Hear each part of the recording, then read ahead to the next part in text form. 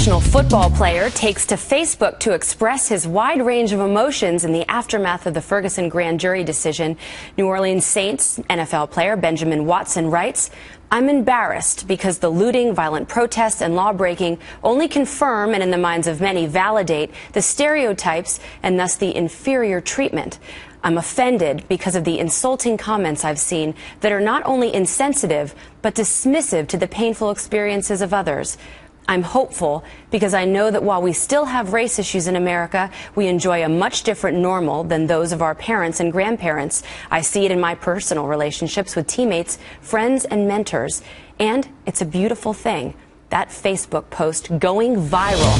And now Benjamin Watson joins us in an on-the-record exclusive. Benjamin, welcome. Thanks for having me.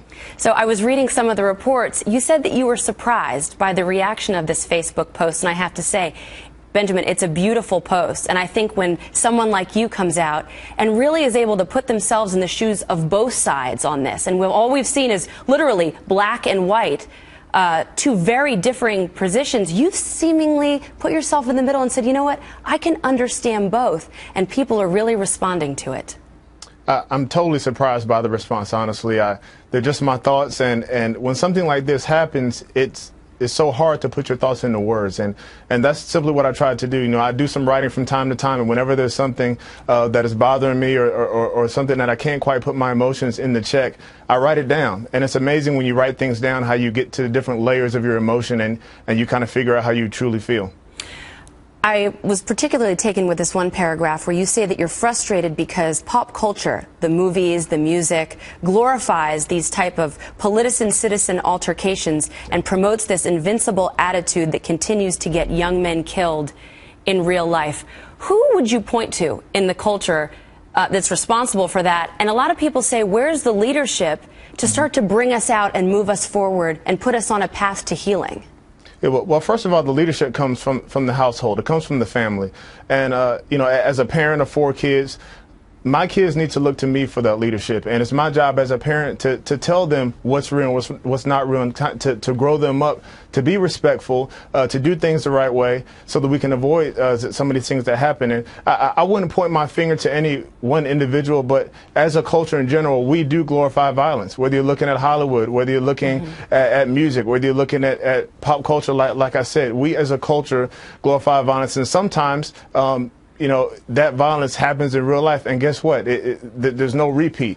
When that happens in real life, there's no repeat. And so I think it's incumbent upon parents, families, to teach children the difference between, and to teach children that, you know, while this may be cool on TV, it's not cool in real life. You know, Benjamin, you make such a great point, because I think the family structure in general among whites, blacks, Hispanics is really in crisis in this country. And I think people are really encouraged to see someone like you in the public eye coming forward, offering such inspiring words. Going forward, how do you think that we start to begin to heal from Ferguson?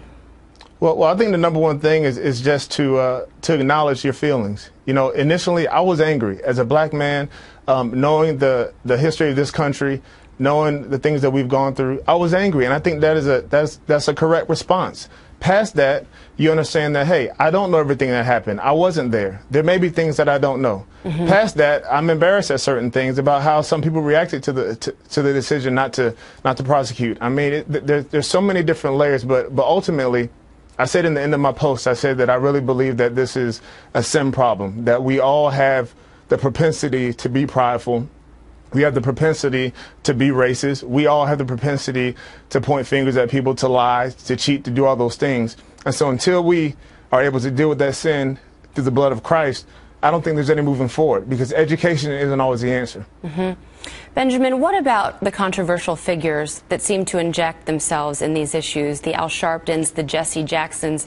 Do you think that they hurt, or do you think that they help?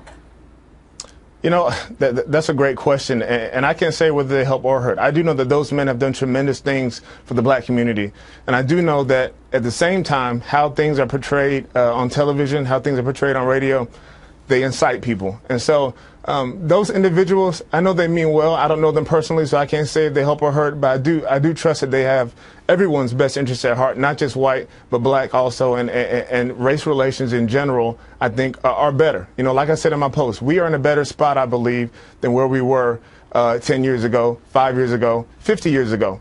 There's a long way to go, but my true belief is that education, exposure is not the real answer. The real answer is dealing with the heart problem, and the heart problem of man is our sinful nature.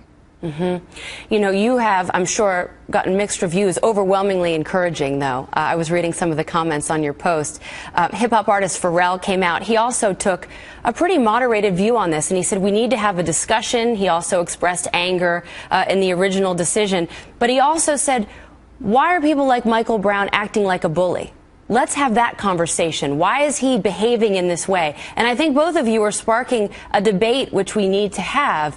Have you gotten some flack for your Facebook post? You know, of course. And it's great to have flack, honestly, because people are expressing their feelings. Whether they agree with me or not, I think it's important to have the conversation, like Pharrell said. And if a guy's being a bully when he's trying when a cop is simply telling him to do something, or if a cop comes and the cop is being the bully, as we know, people don't react well when they are tried in that way.